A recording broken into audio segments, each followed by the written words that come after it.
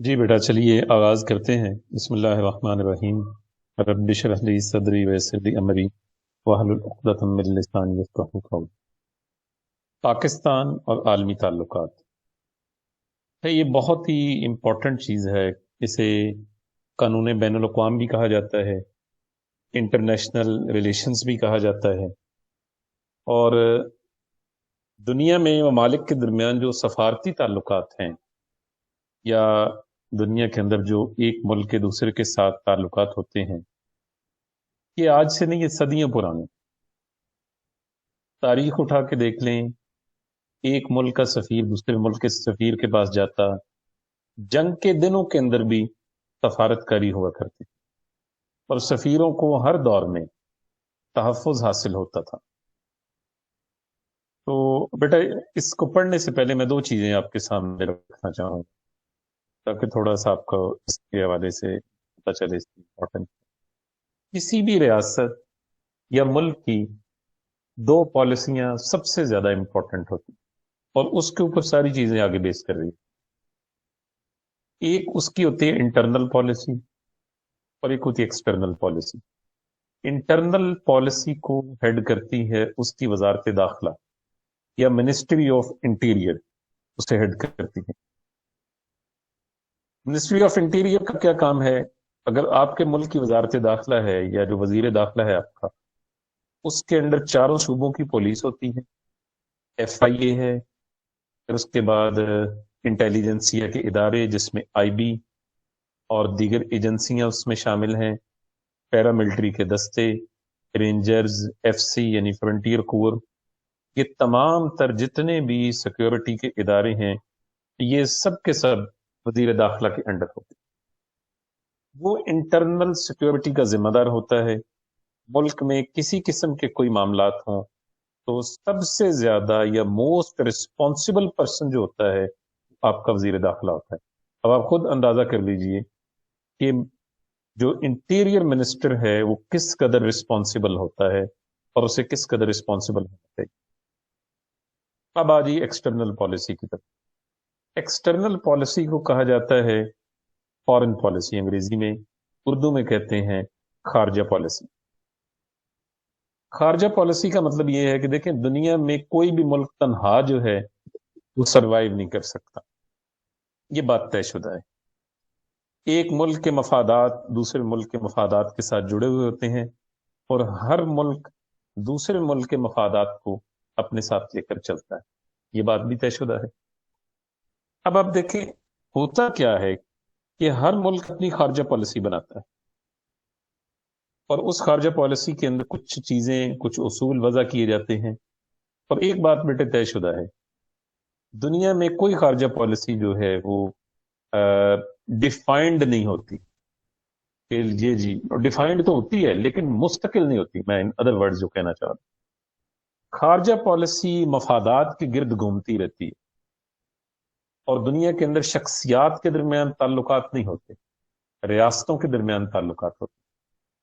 ایک صدر وزیر اعظم ہے، اس نے ایک پالیسی دی، فوراً اس نے ریلیشنز بنائے، آنے والے صدر کو وہ چیز آنر کرنی پڑتی ہے، اسے وہ چینج نہیں کر سکتا، بدل نہیں سکتا اسے کسی بھی طور۔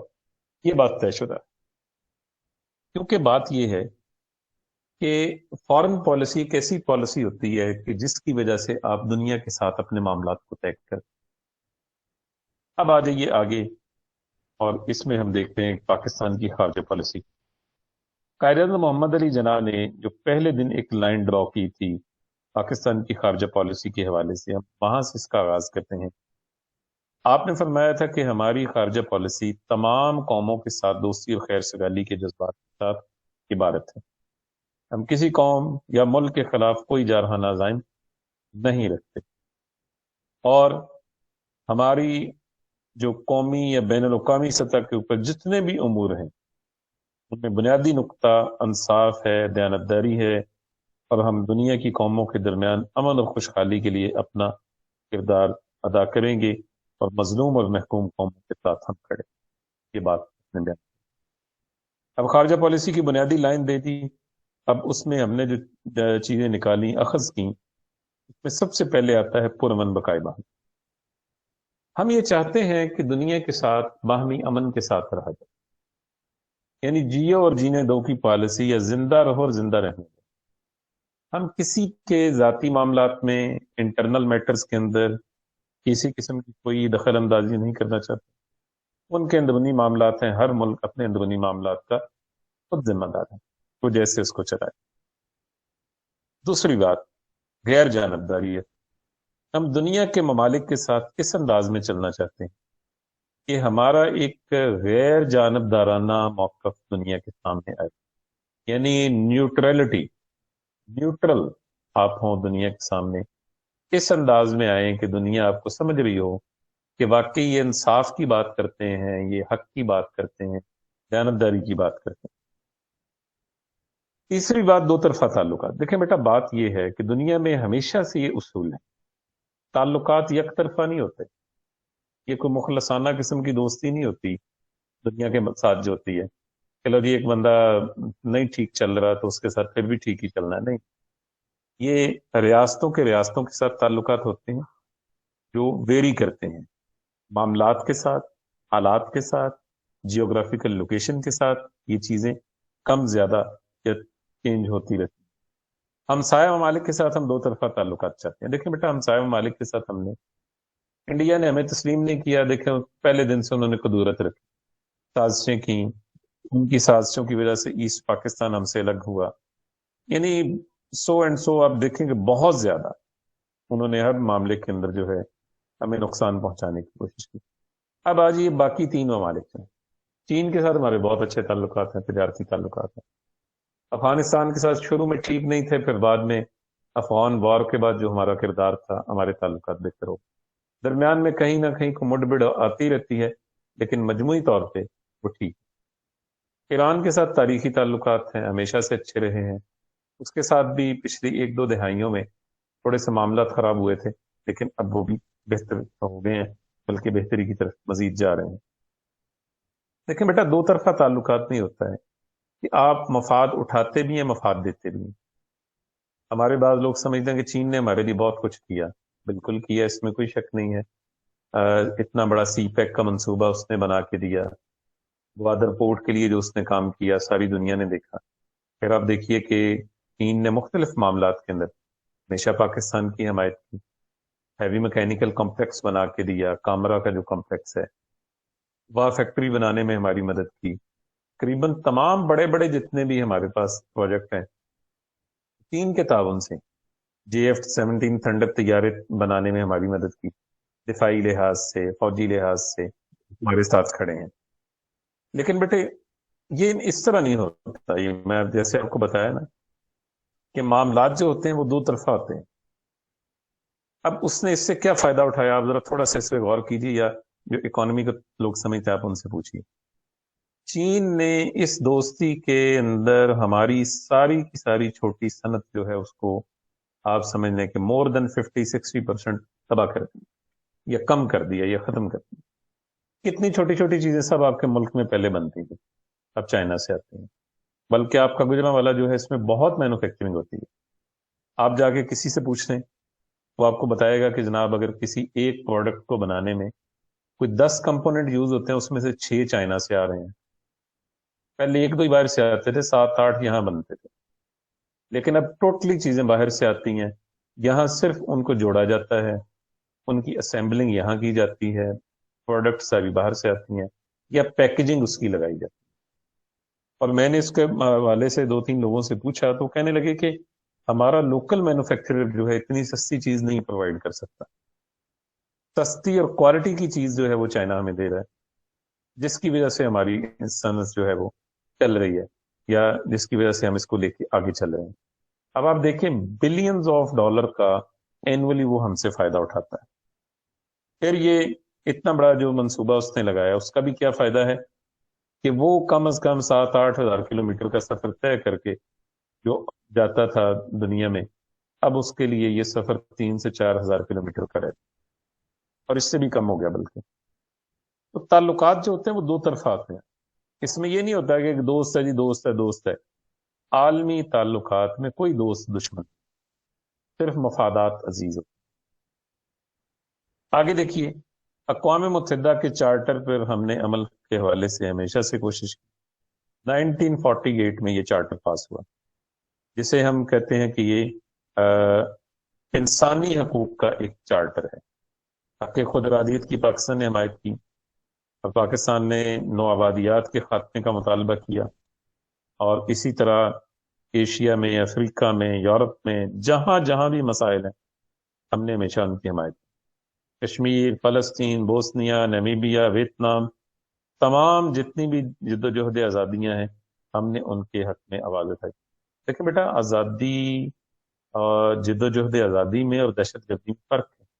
یہی بات ہم پچھلی 2 دہائیوں سے کرتے ہوئے آ رہے ہیں دنیا کے ساتھ، کہ آپ دہشت گردی کی بات کرتے ہیں، اس کو آپ آزادی کی تحریکوں کے ساتھ نہ جوڑیں۔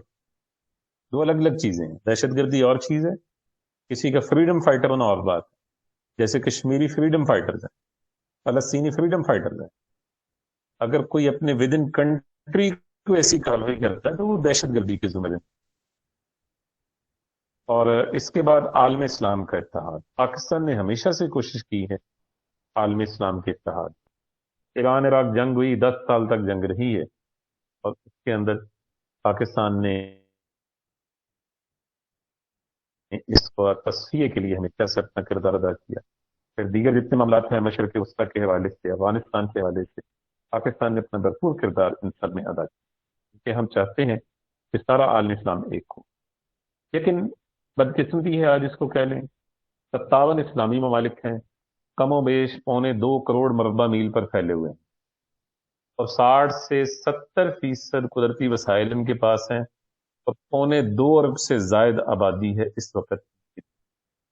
دنیا بھر میں پھیلے ہوئے یہ کروڑوں کی تعداد میں مسلمان آج یہ ایک امت نہیں، بکھرے ہوئے ہیں، جس کی وجہ سے ان کی طاقت بھی بکھری ہوئی ہے۔ حالانکہ اسلام میں تو تصور ہے المؤمن اخو المؤمن، مومن مومن کا بھائی ہے، الجسد الواحد، جس طرح ایک جسم ہوتا ہے، ان اشتکا شیء منہ وجد لما ذلک فی سائر الجسد، کہ جیسے جسم کے ایک حصے میں درد ہو پورا جسم درد محسوس کرتا ہے۔ اسلام تو اس بات کی بات کرتا ہے۔ تخفیف اسلحہ کی بات ہم نے کی۔ دیکھیں بیٹا، دنیا میں مختلف ادوار میں مختلف قوانین بنے، ان قوانین کے اندر کون سی چیزیں سامنے آتی ہیں کہ جی اسلحہ جو ہے تباہی پھیلانے والا، اس کو ختم کیا۔ اب پاکستان نے کہا جی ٹھیک ہے، ہم وہ اسلحہ ختم کریں گے، لیکن اس کا بھی طریقہ کار یہ ہوگا کہ ہمارا ہمسایہ ملک جس کی وجہ سے ہم نے اتنا اسلحہ بنایا، جس کی وجہ سے ہم نے ایٹمی طاقت جو ہے اپنی سسٹین رکھی، پہلے وہ اپنے تباہی پھیلانے والے ہتھیار جو ہے ختم کرنے کے حوالے سے رضامند ہو، تو پھر ہم بھی رضامند ہو جائیں گے۔ ورنہ ہم نے تو یہ جو کچھ سب کچھ اکٹھا کیا ہے اپنا پیٹ کاٹ کے، یہ ہم نے اپنی سیکیورٹی کے لیے کیا ہو۔ نسلی امتیاز کا خاتمہ، دنیا میں دیکھیں نسلی امتیاز پچھلی صدی میں رہا ہے، اور پچھلی صدی کے اندر ہی وہ ختم ہو گیا، لیکن اب بھی واقعات آپ کو نظر آتے ہیں۔ یہ آپ کو تھوڑی سی میں تاریخ صرف بتاؤں گا، ڈیٹیل میں نہیں جاؤں گا۔ افریقہ میں نمیبیا، روڈیشیا، یا جسے سینٹرل افریقہ کہتے ہیں، ساؤتھ افریقہ، گھانا، زائر ایک ملک ہے، کانگو جس کو کہتے ہیں، ان تمام ملکوں میں سے سونا نکلا ہے آج سے 200 سال پہلے۔ 200 سال پہلے برطانیہ کی جو سچویشن تھی وہ بڑی ابتر تھی۔ کہتے ہیں گورے یہاں سے پھر سونے کی کانوں میں مزدوری کرنے کے لیے نکلے، اور لانچوں میں بیٹھ کے جہاں جوکھوں میں ڈال کے افریقہ پہنچے، اور کیونکہ تیز ترار تو تھے، مینجمنٹ تو اچھی جانتے تھے، پھر ایسے انداز میں انہوں نے سونے کی کانوں میں کام کیا۔ بنیادی طور پہ ان کی ٹیکنیکل سپورٹ کے لیے گئے تھے، آئیں جی ہم آپ کو سکھاتے ہیں کہ کس طرح سے میکسیمم obtaining ہو سکتی ہے گولڈ کی۔ گولڈ obtain کرتے کرتے ان کو سکھاتے سکھاتے ایسا جناب طریقہ اختیار کیا کہ ان ملکوں پہ قبضہ ہی کر لیا انہوں نے۔ اور یہ جو ساؤتھ افریقہ ہے، یہاں تو سب سے زیادہ برٹش آباد رہے ہیں، اب بھی ہیں۔ 4 شہر ہیں ان کے، Cape Town, East London, Johannesburg, Durban, چاروں میں گوروں کی تعداد بہت زیادہ ہے۔ پچھلے 200 سال سے وہ وہاں آباد ہیں، اور اس وقت بھی South Africa is the largest country in concern with gold producing, یعنی سونا پیدا کرنے والے ملکوں میں اس وقت بھی ساؤتھ افریقہ سب سے آگے۔ اب وہ نسلی امتیاز کے خلاف دنیا کے اندر جب بات چلی، نیلسن منڈیلا جو ان کا صدر رہا ہے، وہ اس کے خلاف اٹھ کھڑا ہوا اور اس کو جیل میں ڈال دیا گیا. 28 سال جیل کاٹی اس نے. تحریک بن کے جیل سے باہر نکلا. آج بھی لوگ کہتے ہیں نا، مثال دیتے ہیں فلان منڈیلا بننے کی کوشش کر، نیلسن منڈیلا. کیونکہ پوری دنیا میں وہ ایک استعارہ بن چکا ہے آزادی کا، حریت کا. کہتے ہیں باہر آیا، الیکشن ہوا، قوم نے اسے صدر منتخب کر دیا. 4 سال کے بعد قوم نے کہا آپ ہمارے مستقل صدر ہیں. نے کہا نہیں، میں نے اپنی قوم کو آزادی دلوانی تھی، میری انٹینشن صدر بننے کی نہیں. تو یہ نسلی امتیاز بہت رہ گی دنیا میں. پاکستان اس کے خلاف ہمیشہ گیا ہے. امن و آشتی کا فروغ، دنیا میں امن قائم ہو، اس حوالے سے پاکستان نے اپنا کردار ادا کیا ہے.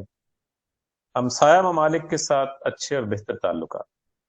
دیکھیں بیٹا، کوئی بھی ملک اپنے ہمسایہ ممالک کے ساتھ بہتر تعلقات کے بغیر ترقی نہیں کر سکتا، یہ بات طے شدہ ہے. جرمنی اور فرانس، ایک دور ایسا گزرا ہے ان کے اوپر سیکنڈ ورلڈ وار کے بعد، غربت، افلاس، بھوک، پریشانی. لیکن پھر کیا کیا؟ ان کے بڑے سر جوڑ کے بیٹھے نا، جرمن اور فرینچ. انہوں نے کہا کہ لڑ لڑ کے مرنا ہے یا ترقی بھی کرنی. پھر طے ہوا کہ اپنے جھگڑے ختم کر سرحدی معاملات طے کیے. 300 سال کی لڑائی تھی جو ختم کی ہے، 3 صدیاں پرانی. بارڈر سافٹ کیے، جو معاملات تھے ان کو طے کیا. اور آپ پچھلے 60-70 سال میں دیکھیں، اس وقت وہ ٹاپ 10 ریچسٹ نیشنز میں سے، دنیا کی امیر ترین قوموں میں سے آتے ہیں. پاکستان نے ہمیشہ سے اچھے تعلقات کی کوشش کی ہے. بین الاقوامی اور علاقائی تعلقات کے حوالے سے پاکستان اقوام متحدہ کا، سارک کا، غیر وابستہ ممالک کی تحریک کا، اقتصادی تعاون کی تنظیم کا اور بے شمار عالمی تنظیموں کا پاکستان ممبر ہے. پاکستان کی خارجہ پالیسی کے مقاصد، یہ ایک بہت بڑے سفارتکار ہوئے ہیں لارڈ پامرسن. لارڈ پامرسن کہتے ہیں کہ بین الاقوامی تعلقات میں نہ کوئی مستقل دوست ہوتا ہے اور نہ دشمن، بلکہ استقلال صرف قومی مفادات کو حاصل ہوتا ہے. ایک ریاست کی خارجہ پالیسی صرف اپنی قومی ضرورتوں کے گرد گھومتی اور اسی کے تحت ترتیب دی. اور یہاں تک بھی وہ کہتے ہیں کہ عالمی تعلقات میں جو آج دوست ہیں ممکن ہے کل وہ دشمن ہو، اور جو آج دشمن ہے ممکن ہے کل کو وہ دوست. کیونکہ وہاں شخصی معاملات نہیں ہوتے، وہاں قومی معاملات ہوتے ہیں، اور قومی معاملات کو مد نظر رکھ کے فیصلے کیے جاتے ہیں. قومی سلامتی، اس کے بعد ہماری خارجہ پالیسی کا دوسرا اہم مقصد ہے قومی سلامتی. کہ سب سے اولین ہماری قومی سلامتی ہے. اس کے لیے ہم اتنا بڑا بجٹ بھی اپنا خرچ کر رہے ہیں. ہم دنیا کے ممالک کو یہ بتاتے ہیں کہ ہمارا یہ جو ملک ہے، ہم نے یہ اسلام کے نام پہ حاصل کیا، اور ہم اس کی نظریاتی تحفظ بھی کریں گے اور اس کا زمینی تحفظ بھی کریں گے. معاشی ترقی، دیکھیں بیٹا، بڑا ہی اہم نقطہ ہے یہ. معاشی ترقی کا بہت اہم نقطہ ہے. دنیا میں جو تعلقات بنتے ہیں نا یہ معاشی بنیادوں کے اوپر، یہ بھی بڑے مضبوط تعلقات ہوتے ہیں. آپ جو دوسرے ملکوں سے ایکسپیکٹ کر رہے ہوتے ہیں نا، 2 چیزیں ہوتی ہیں. ایک یہ کہ کل کلا اگر کوئی جنگی حالات بن جائیں تو آپ کا ساتھ دیں. دوسرا یہ کہ کل کلا کوئی ایسے معاشی حالات بنتے ہیں تو آپ کی امداد کر سکیں. کسی بھی معیشت کے اندر جو ہے معاشی ترقی سب سے بڑا نقطہ ہوتی ہے. دیکھیں بیٹا، جب آپ دنیا کے ساتھ تعلقات بناتے ہیں تو اس کی ایک بنیاد اکانومی ہوتی ہے. آپ کی پروڈکٹ سیل ہو، آپ عالمی منڈیوں تک جا سکیں، آپ کے ملک میں زیادہ سے زیادہ فارن ریونیو آئے، تاکہ آپ کی قوم جو ہے، آپ کا ملک جو ہے وہ ترقی کر سکے. نظریاتی تحفظ، دیکھیں بیٹا، ہمارا ملک بنا ہے اسلام کے نام پر، ایک نظریاتی ریاست ہے. اس لیے ہم اپنے نظریے کے تحفظ کے لیے کام کریں، اور ہمیں اس حوالے سے تمام چیزوں کو مد نظر رکھنا پڑتا ہے. ہم ایٹمی طاقت بھی ہیں، ہمارے معاملات بھی ہیں، ہم انہی معاملات کے تحت جو ہے اس کو آگے لے کر چلتے. اسلامی ممالک کا اتحاد، پاکستان ہمیشہ سے یہ چاہتا آیا ہے اسلامی ممالک کا اتحاد قائم ہو. دیکھیں بیٹا، جو हमारा किरदार रहा है इस्लामी ममालिक के हवाले से, वो बड़ा एग्जाम्पलरी है। कई मुल्कों में हमने अपने प्रोजेक्ट शुरू किए। सिक्योरिटी के मामलात में देख लें, सऊदी अरब के हमेशा मामलात पाकिस्तान के पास रहे। कुवैत, यूएई, कतर, ओमान, इन सब के साथ हमारे फौजी ताल्लुकात मौजूद। अक़वाम मुत्तहिदा के मंशूर की हमायत। देखिए बेटा, मंशूर जो होता है, या जिसे हम मैनिफेस्टो कहते हैं, वो बड़ा इंपॉर्टेंट होता है। पाकिस्तान ने अक़वाम मुत्तहिदा के मंशूर की, इस आलमी मंशूर की कभी खिलाफ वर्जी नहीं। जिस तरह से हुक्म दिया गया है आलमी सतह पर बड़े इदारों की तरफ से, उस पर मिनो अन जायजा लेकर अमल किया गया। इसके बाद है गैर जानबदारियत।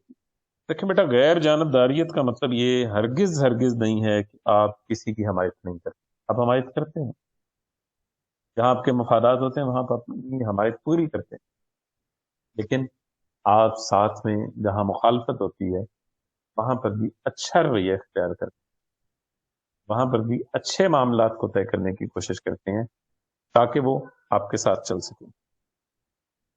अब आ रही पाकिस्तान की खारजा पॉलिसी के जराए, कि पाकिस्तान की खारजा पॉलिसी बनती कैसे।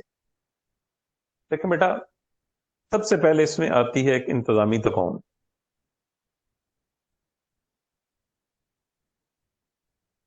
ट्राइका, इंतजामी तकौन या ट्राइका जिसे कहा जाता है, सदर, वजीर आजम और चीफ ऑफ आर्मी स्टाफ।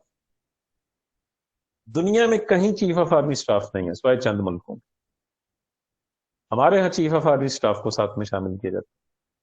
हालांकि आईनी लिहाज से दुरुस्त नहीं है, लेकिन हम इसको एक प्ली हमने ली हुई है जिसको हम कहते हैं जी कि चूंकि हमारे सिक्योरिटी कंसर्न बहुत ज्यादा है, इसलिए हमें आर्मी चीफ को भी उसमें शामिल करना पड़ता है। इन अदर सेंस अगर देखा जाए, जो सच है, आज तक हमारी खारजा पॉलिसी जो है हमारी स्टेब्लिशमेंट ही बनाती है, और सियासी हुकूमतों ने जहां जहां भी इसे थोड़ा अपने तौर पे बनाने की कोशिश की है, उनको नहीं बनाने दी थी। खारजा पॉलिसी बेटा इस लिहाज से बड़ी इंपॉर्टेंट होती है, और इसमें हमारे यहाँ ट्राइका है, सदर, आर्मी चीफ और वजीर आजम, ये मिलकर खारजा पॉलिसी की बुनियाद रखते हैं। दूसरी बात वजारत खारजा। देखिए बेटा, वजारत खारजा में हमारे पास इंतहाई काबिल लोग, प्रोफेशनल है।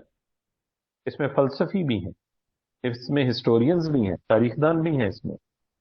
इसके अंदर जो आपके सीएसएस एग्जाम में जो टॉप रैंकिंग पे आते हैं ना, जो बिल्कुल क्रीम होती है, उन लोगों को फॉरेन सर्विसेज के लिए सिलेक्ट किया जाता है।